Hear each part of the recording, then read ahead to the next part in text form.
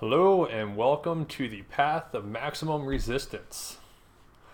First of all, I want to thank you for tuning in, watching, however you want to say it. Also, as you can tell, you can see the mess behind me, how professionally set up and situated I am here. Also, the lighting isn't great. Sorry, my face is kind of washed out, but just the way it is. This over here, looks like a mess, but those are actually toys for my dog. Um, so there's a method to the madness, and you can see my dog's food dishes. That is a mess over there.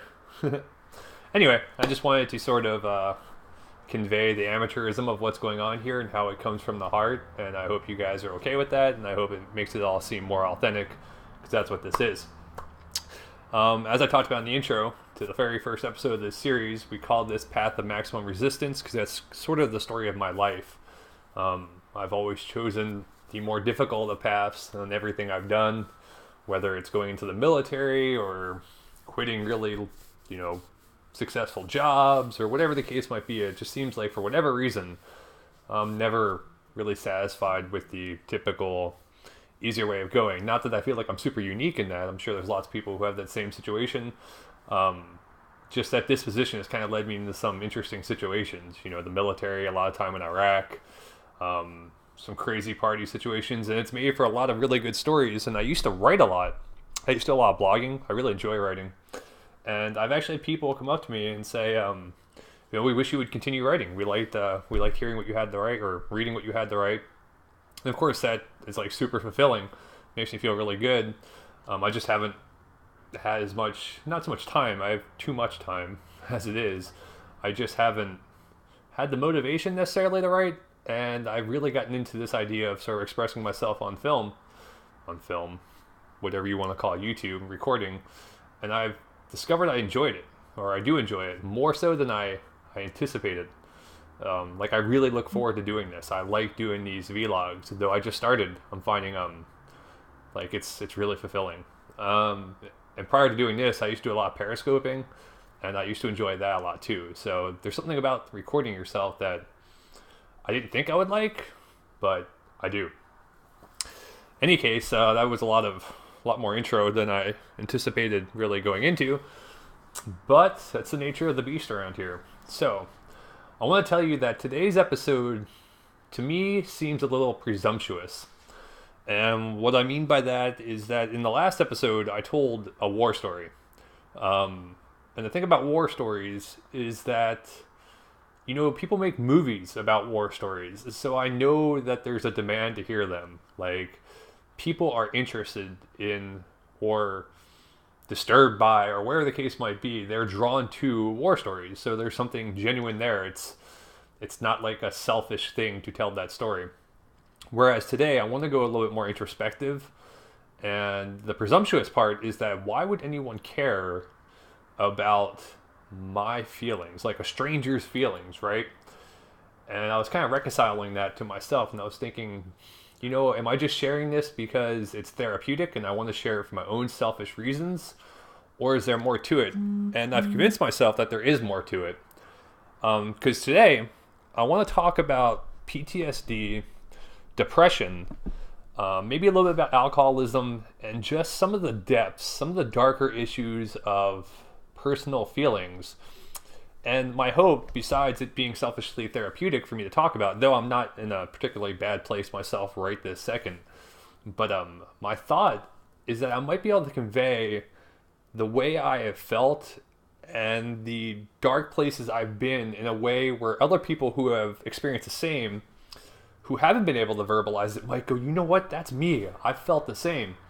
And though I have no solutions, that's for sure, unfortunately, I think just by hearing someone discuss something that they may also be feeling, it may help other people who have PTSD or depression. Just for hearing someone with familiar sensations and experiences, it might give them hope that at least they're not alone. And so that's kind of my point, because for a long time I thought the things I was feeling were very unique, and I thought the things that I was sort of traversing through were totally my own. But I'm guessing that's not the case. I don't know if I've ever met anyone who's ever expressed the same sort of experiences that I've felt. But that being said, I would have to imagine that it isn't as unique. Like, the presumptuous part is me thinking that my, as Kanye would say, the sunken place, is mine alone. That just doesn't make sense to me. I'm sure I'm not unique in that regard. So, I'm trying to think of where to begin. One thing I had to tell you, let's go back to why I'm doing these vlogs, because that really is kind of the root of what's going on. So, as I kind of discussed in the first episode, I think, I'm currently unemployed, which is a bummer. Like, I'm a developer. I feel like I'm a developer by trade. That's sort of the job I want. I've been to a coding boot camp. I had a developer job, and it's what I do. I like to make websites, and I tend to think that, like, though I'm not super advanced and not senior, I kind of know what I'm doing. I'm just at a weird spot where, like, as far as employment goes, I'm not like a senior developer. I'm also not a junior, so I have to find like this right niche, and it's sort of difficult. So I'm being like a snowflake right now, right? But the reason I tell you all that is because the real root of that problem isn't my ability to develop or my ability to be productive at a job. It's my ability to be satisfied. And here's the thing. I attribute a lot of the issues that I experience to PTSD. Sometimes rightfully so, and sometimes as an excuse. And I know that. And I guess maybe if I just verbalize this, maybe you guys can, whoever is watching, can make your own conclusions. But one of the things I've discovered is that nothing in an occupation really satisfies me. And I think that may have always been the case, but it definitely has been exaggerated ever since, I served in combat. I should tell you that my second tour of Iraq, though it was very violent, I felt like it was super productive. We served in Ramadi, and we literally were a light infantry unit, and we patrolled every single day. We literally walked around the city, knocked on doors, and just basically communicated with the citizens of Ramadi. Ultimately, maybe a year or two later, the Sunni councils and like the awakening occurred in Anbar province, and I truly, genuinely feel in my heart that the efforts that the 1st of the 503rd put into the city of Ramadi went a long way to setting the stage for the success that Ramadi ultimately had for a while, and I think to this day has sort of turned itself around. And like, that's a very big, substantial, like, fulfilling accomplishment, like you really felt like you were doing something important. And with that, having participated in something so meaningful at such a young age, I was like 20 years old, everything that I've done since then, it fails to fill that sense of accomplishment that I got from that. So unless I get a job where like it's super like stressful, like cutting edge, sort of helping people, exotic type thing, no matter how far I get into it, I end up feeling unfulfilled. And ultimately, it seems like I end up walking away, which is super bad. And I know this. Now, the reason I say that some of this is excuse making is because I've always been kind of like this by nature. I have a friend who always comments on my extremism, which is true. Like, I definitely have a sense of extremism, not to the point of like I'm a daredevil and I like to do things that are dangerous or crazy or anything like that. I'm not like an adrenaline junkie. I'm certainly not. But like, I can't just passively participate in anything, for better or for worse. Like when I was in the Army, as I discussed last episode, I had to become I had to attempt to become Special Forces qualified. Like I had to be part of the best of the best. For a more kind of frivolous example, back a few years ago, I used to really like watching mixed martial arts, like Ultimate Fighting. And of course, I couldn't just watch. I had to start participating in jiu-jitsu. Like, I'm just that way. Everything I do Like, it's one of the reasons why I just can't watch TV. Like, if I watch TV, I know this sounds crazy, but I'll want to, like, start writing scripts. Like, it's just insane. And so, with that being said, every job I have, there needs to be, like, an elite level to excel towards for me to get any sort of satisfaction or have a goal within the workplace. Like, just going to work every day and doing a good job, it should be fulfilling, and it is to everyone else, and it's just not to me. And it's a struggle. So I'm not sure if that's necessarily part and parcel of the depression and PTSD and all of that, but it's definitely a segment of my sort of disposition that leads into everything else. And so I've done a lot of thinking about that. I used to have a job. I worked for the Federal Aviation Administration for 7 years. I actually worked myself into management to the point where I had like a pretty successful position. I was a manager of the administrative staff of the local office out here, and it was good. But reflecting back on what I just told you about my personality, that 8 to 5, 9 to 5 grind eventually became, like, for everyone, it's tiresome, right? But the difference being is that I'm single and, like, I don't have a family. So it got to thinking, like, why am I going to work every day? What am I doing? And again, this circles back to these vlogs because it doesn't take much to entertain me. It'd be nice to travel more. I would like to have lots of money. Those things would be great. But I'm pretty satisfied where I'm at. Like, literally, if I could wake up every morning and do what I wanted to do, I would make vlogs, I would code, I'd probably do some writing, and, like, I'd enjoy the beach, I'd play with my dog, I'd sit in the sun. And that's really it. So when you have those desires, and you're working every day, and you're not satisfied, you're not getting fulfillment from your job, it's very easy to ask yourself, why am I doing this? And I always sort of made the excuse that it's because, or the reason that it's so much more disturbing for me is because I don't have a family. Like, even if you don't get fulfillment from your job, if you come home every night and you have, say, a wife or a husband and kids, you can at least tell yourself, hey, the reason I'm doing this is for them. And that can be a very good motivator to go to work every single day. And absent of that, eventually, you just sort of get disillusioned, or I did at least. And the alternative is that maybe you have some big goal that you're trying to get to, like you want to be a head honcho within the Federal Aviation Administration, or you have like these life goals, like you want to travel more, or you want that really nice car, or you want something really awesome. When you don't desire any of those things, you just get kind of stuck. And then one day you're driving to work and you're like, the heck am I doing? And that's where I got to with my Federal Aviation Administration job. And it was bad. Like, because you start to, or at least I do, I'm susceptible to addiction. I suffered through some pretty debilitating alcoholism. For a while, I was smoking way too much weed. And just like, if I try a drug, I'm going to want to do it all the time. It's that extremism. It's just the way I am. Right now, my addiction is thankfully just coffee. But it's certainly there. I drink a lot of it.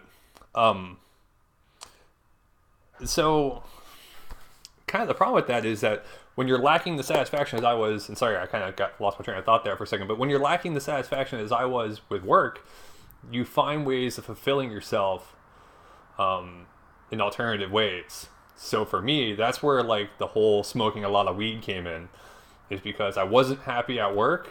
So at least I could come home and smoke weed and have an escape. This is the crazy thing, and this is where I want to convey something that maybe other people have experienced and they might find some familiarity, because I know I've been talking a very, very particular, specific situation to myself, but here's a generalization that other people may have experienced. This wasn't very long ago.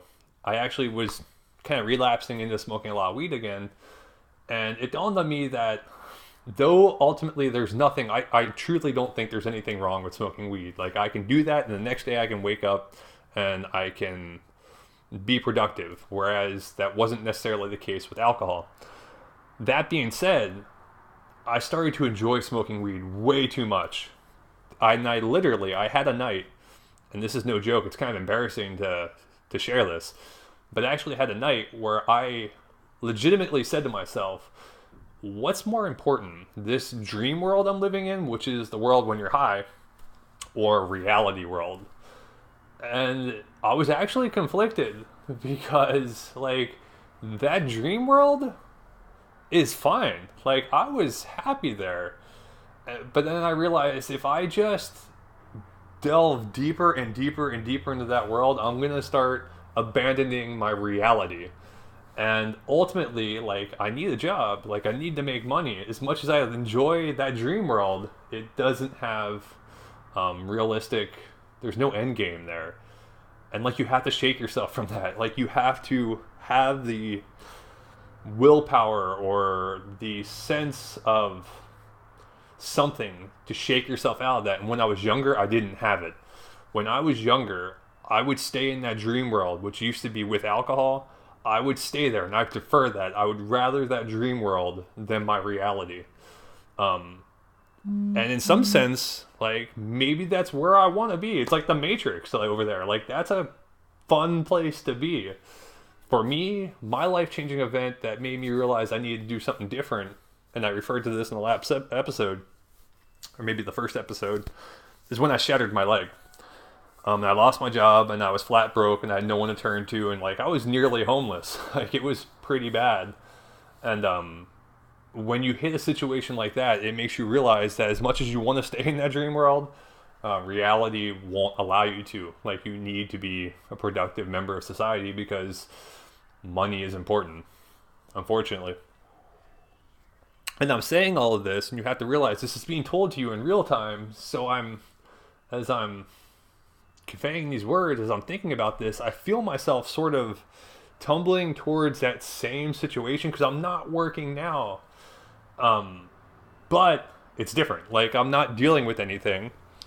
I'm not drinking. I'm being responsible with my money. I don't spend any money. I don't do anything. So it's a little different. But at the same time, like, I can't get too comfortable in this sort of existence because I need to do something more. And again, the struggle is that, like, this is really fulfilling for me. Like, waking up, let me tell you, this morning I went to the gym. I went to the gym and came back from the gym as quick as I could because I was really excited to share this vlog with all of you. This is, like, super enjoyable to me. And I think, like I was saying before, if I could do anything, it would be doing this. Like, my sort of fantasy about all this is maybe one day, like, I'll be able to interview people, or, like, I'll end up, like, someone will hear my story and they'll be like, that's cool, we relate, we want to talk to you, and I'll end up on, like, Joe Rogan's podcast or something cool like that. Like, those are the people that I admire now, are, like, people who can live their life and do vlogs and stuff like that. Like, that's cool. But again, it's not paying the bills. So, anyway, I just wanted to kind of talk in that very first portion of this vlog about sort of satisfaction in life, the repercussions of not getting fulfillment from your job. And I have to imagine other people feel the same. And I wonder, like, what do you people do? Like, I know a lot of people have jobs that they don't like. They don't feel like they're accomplishing the things that they wanted to accomplish.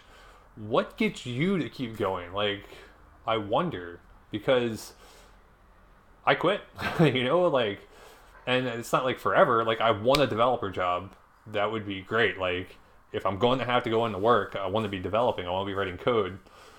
Though I wish I could monetize this. I wish I could write. Wish I could make websites and somehow monetize this.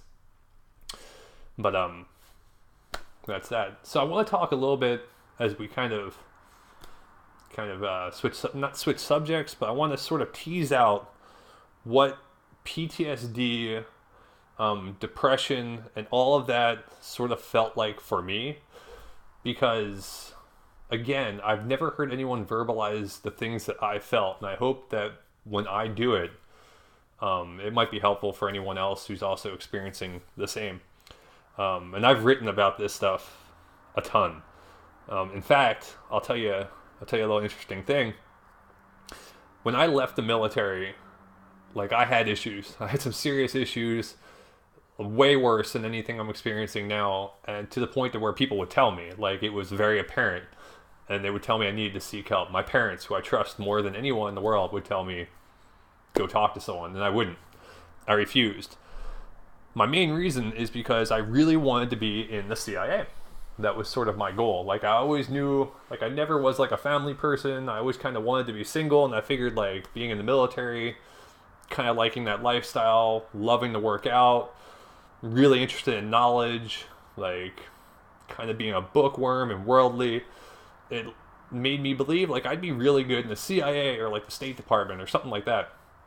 So I never wanted to get any of the issues I was dealing with on paper because I felt like that would disqualify me from the type of jobs that I wanted. And ultimately, I should tell you, I did actually interview with the CIA, with the National Clandestine Service. And it was cool. Like, in fact, let me digress a little bit and tell you that story because it's kind of fun. Just it'll take 1 second. I was actually coming home from work in Washington, D.C. when I was working in the Federal Aviation Administration, and I had just been hired by the FAA, and prior to that, I had been applying for jobs everywhere. So I'd get lots of calls from like the DC area from like these jobs that I'd applied to. But at that point, I'd been hired by the FAA. I was happy, and so I wasn't really entertaining these calls. So I was coming home from work, and I had a voicemail from a 703 number, which for those of you familiar with the area, that's the Northern Virginia area code. So I was on the metro and I was riding home, and I was asleep, and I had this voicemail from 703. I was like, whatever. I think I listened to the voicemail, and they said, hey, this is this company you applied to. Give us a call back. No big deal. Again, so I'm back on the metro. I'm sleeping. And then all of a sudden I wake up, and I go, whoa, that company that called me, they were very ambiguous. Like, they didn't say who they were, like, anything about them. They just said, give us a call back. I was like, hold on a second. And lo and behold, actually, that was the CIA. And like, I ended up doing a phone interview with someone who claimed to be an actual like case officer for the National Clandestine Service. And it was a long interview. And it was interesting. It was all on the phone. I was actually walking through DC. I ended up in a garden by the National History Museum, or the Natural History Museum. There's like a butterfly garden there. I remember this perfectly because it was like what I'd always wanted. I wanted this interview so bad. And the interview was going great. Like, I was really hitting it off with this person. I felt great. And like halfway through, they're like, oh, we see that you took Arabic during college. Do you speak Arabic? No. And not long after that, they said, well, okay, well, thanks for, participating in this interview. You'll get one of two envelopes in the mail, a big manila one or a white one. Long story short, the white one means that you weren't hired by the CIA, as I ultimately found out. So where we all started is I had never gone and sought help for the issues I was experiencing post-combat because I didn't want to get those things on the record. I figured they would disqualify me from the things I wanted to do. So fast forward like a decade later when I'm actually here in Long Beach and I was working in the FAA, I told the story during the introduction episode that I actually quit drinking after being woke up by the police when I was passed out on Sunset Strip. That was my last day of drinking, like 4 or 5 years ago now. When that happened, I said to myself, okay, I need to actually find help. Like, I really want to legitimately find help. And the first place I thought to turn to was the VA. It made sense to me. So I actually contacted the VA, asked them for help, and I wasn't like seeking compensation. Like, I legitimately wasn't looking for money or anything like that. And all I did is I took all of the blogs I had written and basically compiled them into a volume. And this was hundreds of pages of some really, like, I used to really write some dark, like, if I were to go back now and read what I used to write, it's disturbing even to me. And those were my true feelings, and I was happy to express them back then because that's who I was. But looking back, man, I was in a dark place and I didn't even know it. Like, I didn't know how bad it was. And so when I sent in all my records to the VA, like, they barely even evaluated me. I think I went to like one psych evaluation and they were like, yeah, you have PTSD and you have it pretty severely. We just had to read your writing and it was very clear. You have like 10 years of suffering here. So yeah, so I actually did get some help, and for a while I was doing better, and like I am doing better. I shouldn't say it like for a while I was doing better, um, but to kind of give you a feeling of what that was like, as I was kind of conveying in episode one, or the intro, actually in the introduction episode, and I want to kind of expand on what exactly PTSD felt like for me, and continues to feel like at times, though it's not as bad now. One is that lack of satisfaction with life, like I was telling you about in the first like 15 minutes of today's vlog. Just there is almost nothing in life that satisfies me. It's it's hard to say this because I know there's people who care about me who hear this and they think like it sounds so bad, but I gotta be truthful. Like there just isn't a lot about life that super excites me anymore. Like I like game 7 of a sporting event. I like the last 2 minutes when your team, is trying to win a game and it's adrenaline pumping. Like I get a thrill out of that. I really like music. I can put headphones on, go into my own world, and music is amazing to me. I like to DJ. These things are really fulfilling. But that's like it. Like there isn't, I don't come home and look forward to like watching TV. I don't care about movies. And it just sounds so bad. And I know that. But I'm trying to get it out there and explain to you guys what this all feels like. It's just a sense of like nothing, man. When you've been in Ramadi and you've kind of like felt like you're on the edge of like life and death, and you had that thrill, everything afterwards is just like, here's the bar and here's everything else. You know what I'm saying? And it's crazy because for me, when I was in Iraq, I anticipated it being the opposite. We used to talk about, hey, when I get home, I'm going to appreciate everything. Like, I'll be able to sit on the couch and never complain once because at least I'll be on a couch in America with freedom. But in reality, you find, or I've found, that it's actually sort of the opposite. It's actually a really weird thing that's happened. When I hit, like, my dark place, I get really nostalgic for the military. Like, really nostalgic for the military, which is insane because when I was in the army, I hated it. And when you watch the rest of these vlogs, you're going to hear so many stories. I'll be the first to tell you, I went AWOL when I was in the army. It was during Thanksgiving. I won't tell you the story now because it's a great story. It involves my biological father. We had like a crazy moment. It was a weird twist of fate how it all worked out, but I went straight up AWOL. I ended up going back. And somehow not really getting in any trouble just because I had a weird reputation in the military and things always seemed to work out for me.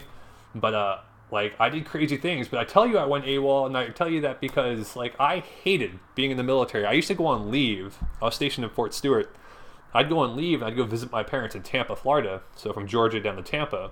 And I would drive.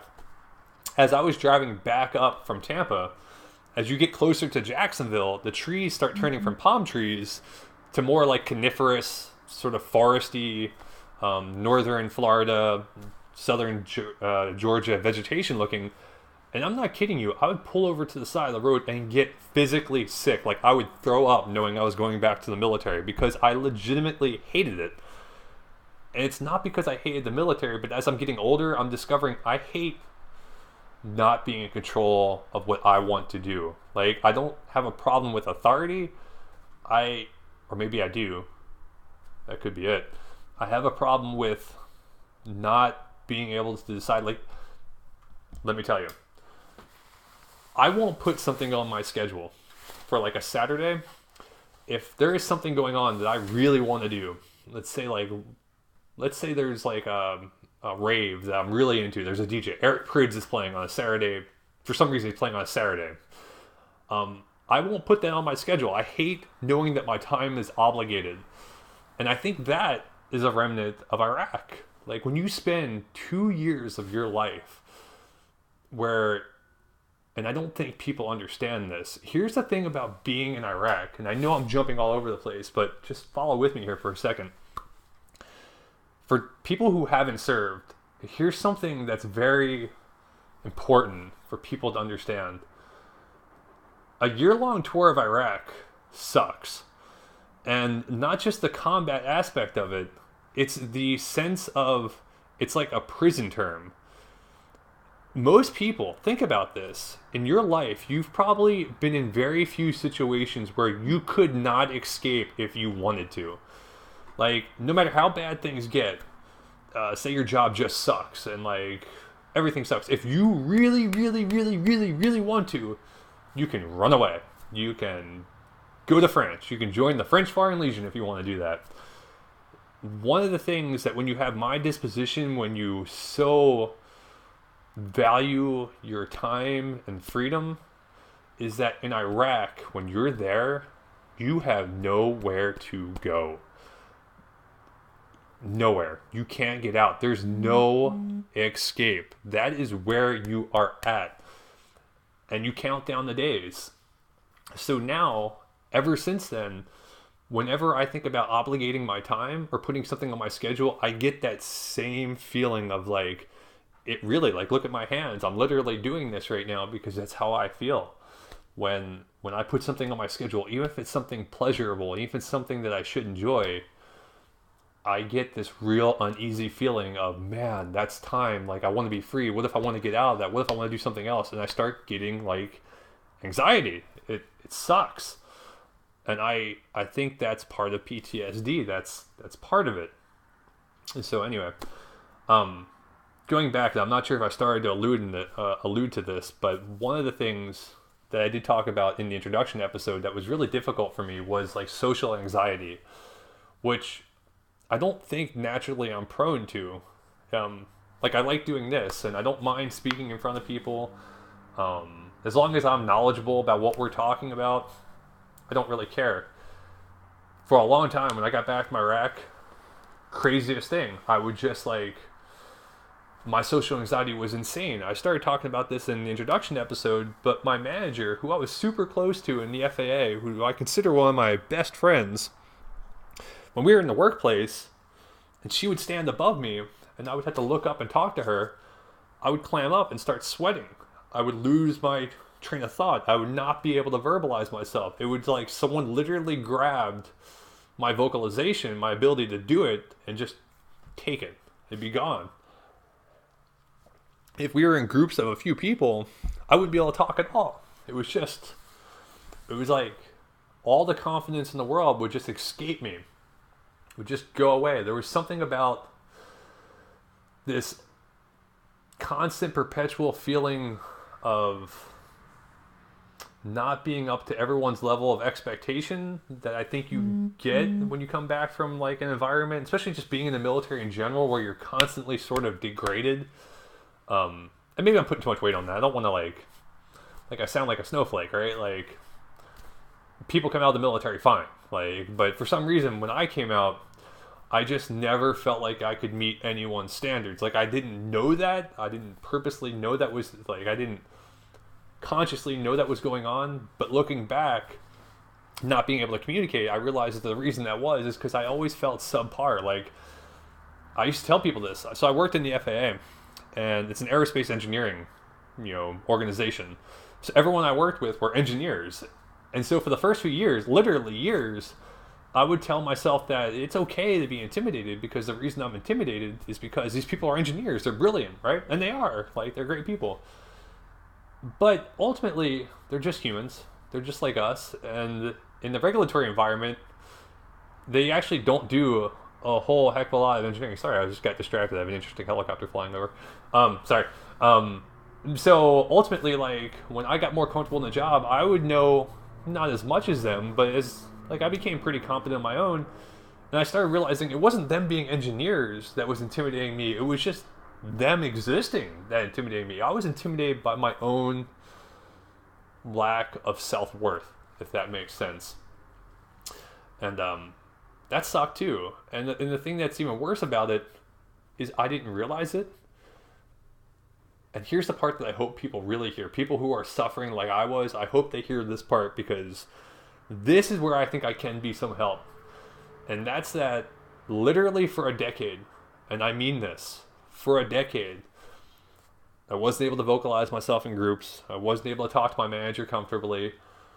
I sort of made myself an outcast. I lived in that fantasy land that I was telling you about. I embraced alcoholism. I did all of that. And here's the kicker. I thought it was normal.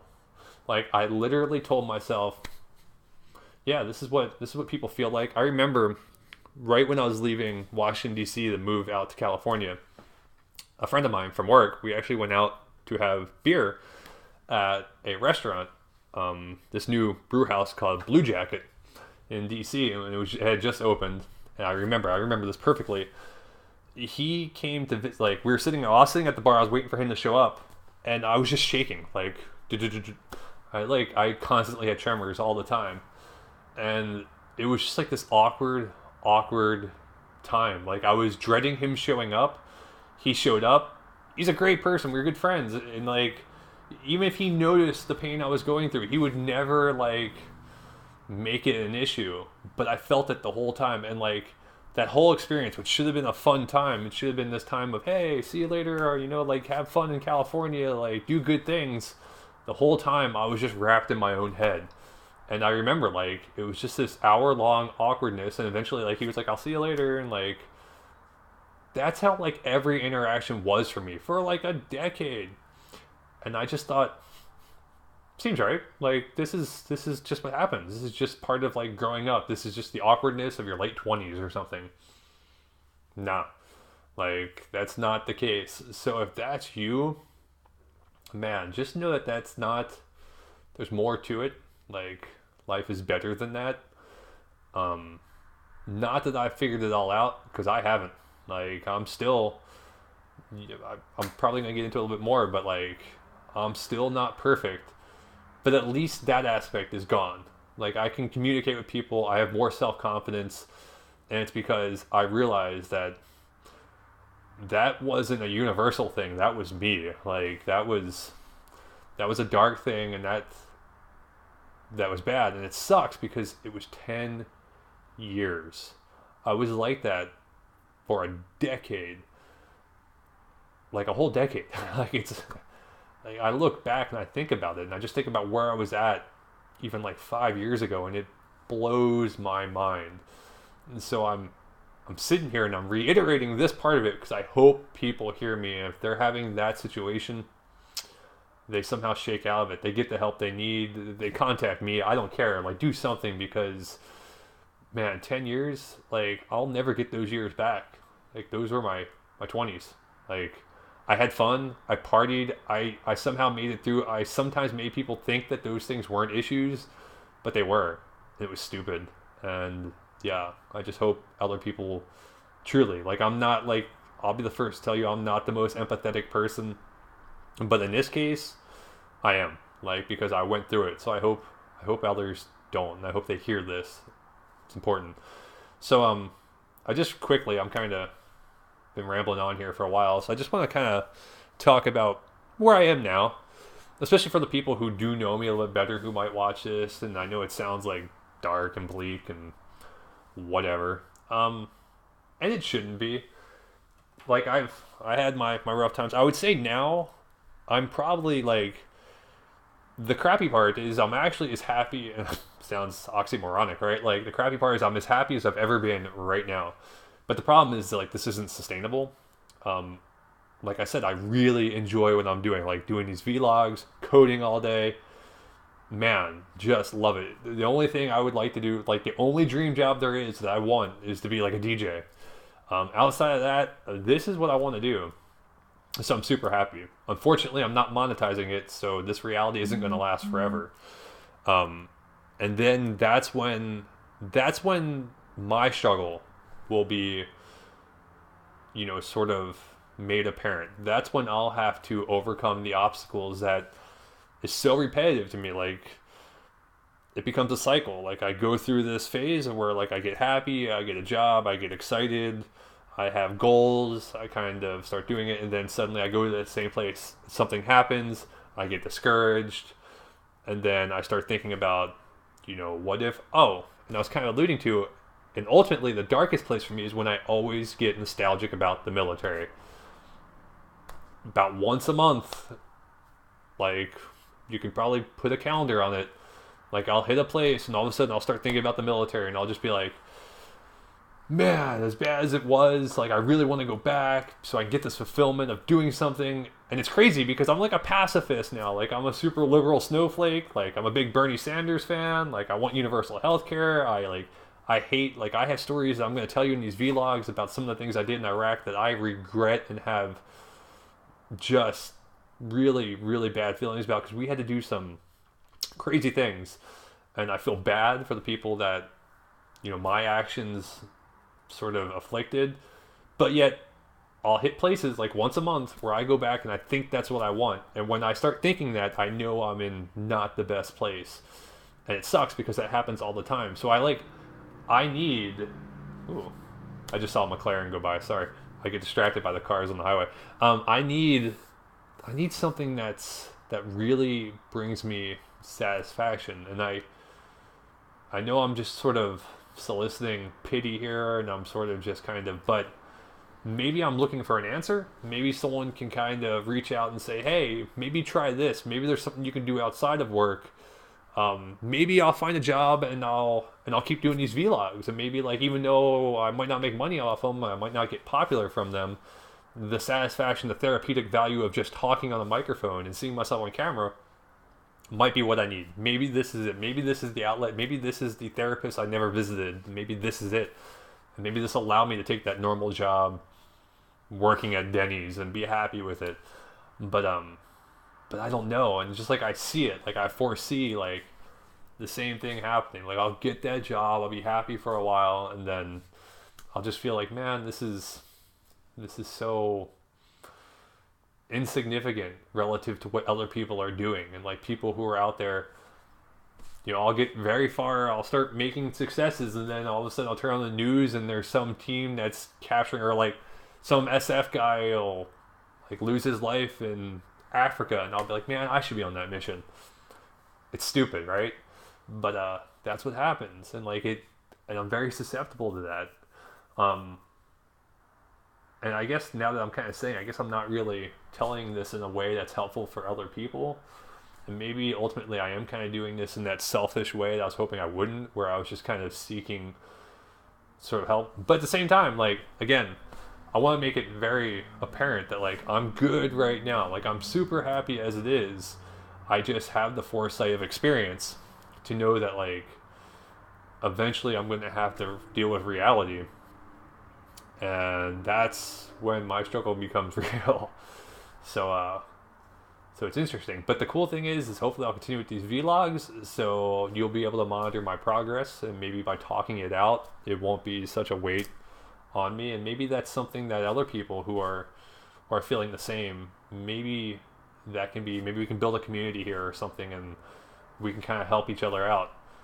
Because ultimately, like, just want to be happy. You know what I'm saying? Like I am right now. I want this feeling. I want what I'm feeling right now every single day. And I sometimes wonder about life. Like, what is it? Why have we situated a society where we can't just have happiness all the time? Like, but there are responsibilities, and I know it, and I'm like a grown man. Like I need to figure this out. But yeah, it's kind of like it's where I'm at right now. I think in a future episode I'll talk to you more about like alcoholism, what that's like, because it's different than what people think. And not only have I had alcoholism, it runs in my family. So I'm actually, though I say I'm not a very empathetic person, I am sympathetic to people who suffer from alcoholism, because it's very easy to tell people stop drinking. But it's not easy for people who have that problem to stop drinking. There's more to it, and unless you experience it, you won't know what it's like. And I'm hoping, it's very important to me that I take an episode and I talk through what that's like, because I really want people to know. And I hope whatever skill I have in articulating my thoughts, if I have any, that it'll make people understand what that feels like. Because, dude, that's the worst. Like, there are times, and I'm not going to get too much into it now, I'll save it for another episode, but you want to stop drinking, you just can't. Like, you can't. Like, you tell yourself, dude, I can't, tomorrow I can't drink, like, it's bad. And you do it anyway. and it's weird the way your head goes because your head doesn't like become self-destructive. It just tells yourself, oh, I can do it, and it's weird. But we'll talk about that in another episode. Get deeper into like what PTSD, the ramifications it's had on my life. Maybe I'll go through some old writings and stuff like that. There's so much. There's gonna be so many things in these episodes. I can't wait to share. My stories about going AWOL. Like now that I kind of allude to that, that's a really interesting story, and it ties together a lot of family sort of frayed chords, I guess you could say. It has a lot of interesting things going on. I can talk to you a little bit about how my family's set up and what it's like growing up on the East Coast. And I have like this really interesting I think it's interesting, this philosophical outlook on what it's like living on the East Coast versus the West Coast and just mentalities. That'll be fun. Like I love sociology, so perhaps that'll be cool to talk to you guys about. I'm going to tell you all about like Special Forces Assessment and Selection, what the SF community is like. Way more about Iraq. I have some crazy stories about Iraq and the military in general, growing up in North Dakota. Everything. There's going to be good, happy stories. There's going to be crazy stories. There's going to be sad stories. But in any case, I wanted to talk a little bit about just a little bit about depression, stuff like that. Though, like I said, I'm good now. I just wanted to allude to it a little bit, just hopefully because, especially early in this series, because it's one that I hope people hear, and if they're suffering, maybe they can reach out and we could help each other out. Ultimately, I guess that would be the best thing, right? So, I think I'm going to kind of end it like that. I was hoping maybe Rue would come out. During the day, Rue being my dog, you'll become intimately familiar with her. But she tends to be nocturnal, so she sleeps all day. That's her toy, not mine. Right there, just like those are her dishes. I don't eat off the floor often. So yeah, she didn't make an appearance. Maybe next time. In any case, thanks for watching. I think like I said last time, I'm gonna build a Twitter. I'm gonna create a Twitter, make a website, and all that, and make a community out of this. So until then, keep watching on YouTube, and thank you. Bye.